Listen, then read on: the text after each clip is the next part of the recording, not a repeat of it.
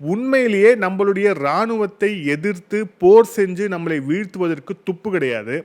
ஆனால் ஒரு விளையாட்டு போட்டியில் போய் இந்தியாவுக்கு எதிராக ஒரு விஷயத்தை கட்டமைக்கணும்னு இவங்க நினைக்கிறது அப்படிங்கிறது இவங்களுடைய கீழ்த்தரமான ஒரு மனநிலையை காமிக்குது. மிக குறிப்பாக சொல்லணும் அப்படின்னா, ஏற்கனவே பலர் இந்த ஏசியா கப்பில் பாகிஸ்தானோட நம்ம விளையாடக்கூடாது, இந்த மாதிரி ஒரு போர் சூழலில், அதுவும் பெஹல்காமில் நம்மளுடைய சக அண்ணன்மார்களை கொன்று குவித்த ஒரு இராணுவத்தை அடிப்படையாக வைத்திருக்கக்கூடிய ஒரு நாடு கிட்ட நாம விளையாடக்கூடாது அப்படிங்கிற அந்த கோரிக்கை அப்படிங்கிறது ஓய்வு பெற்ற இராணுவ அதிகாரிகள் தொடங்கி இந்த நாட்டை நேசிக்கிற ஒருவரும் இந்த கோரிக்கையை வைத்தாங்க. ஆனா பல்வேறு காரணங்களால அது நடக்காம போச்சு. ஆனா இப்ப அதை அவங்க எப்படி கட்டமைக்கிறாங்க அப்படிங்கிற அந்த விஷயத்தை பார்க்கணும். நாம ஆபரேஷன் சிந்தூர்ல நாம எந்த மாதிரியான ஒரு நடவடிக்கையை மேற்கொண்டோம், நம்மளுடைய வெற்றி எந்த வகையில இருக்கு அப்படிங்கறத நாம காமிக்கிறதுக்காக நாம நம்மளுடைய நாடாளுமன்ற உறுப்பினர்கள் அடங்கிய ஒரு குழுவை சர்வதேச நாடுகளுக்கு எல்லாத்துக்குமே அமைச்சு ஆப்ரேஷன் சிந்தூரில்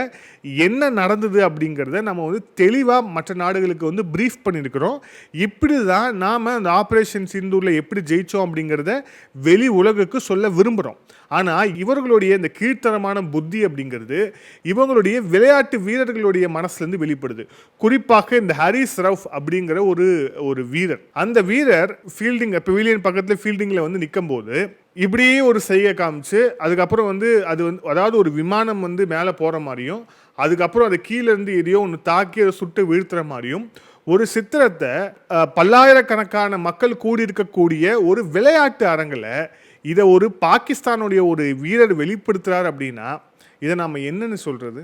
இவங்களுக்கு உண்மையிலே நம்மளை நேருக்கு நேராக சந்தித்து நம் மீது போரிட்டு நம்மை வீழ்த்துவதற்கு துணிவும் கிடையாது, கிரிக்கெட் போட்டியில் ஜெயிக்கிறதுக்கே துப்பு கிடையாது. ஆனால் இந்த மாதிரி விஷயங்களை தொடர்ச்சியாக இவங்க செய்கிறாங்க அப்படின்னா உலக நாடுகளுக்கு குறிப்பாக இதை பார்க்கக்கூடியவங்களை இன்ஃப்ளூயன்ஸ் பண்ணணும் அப்படிங்கிற அந்த ஒரு கீர்த்தனமான ஒரு எண்ணம் தான் இதில் அடங்கியிருக்கே தவிர இதில் வேறு எந்த ஒரு விஷயமே அடங்கில்லை அப்படிங்கிறத பார்க்குறோம்.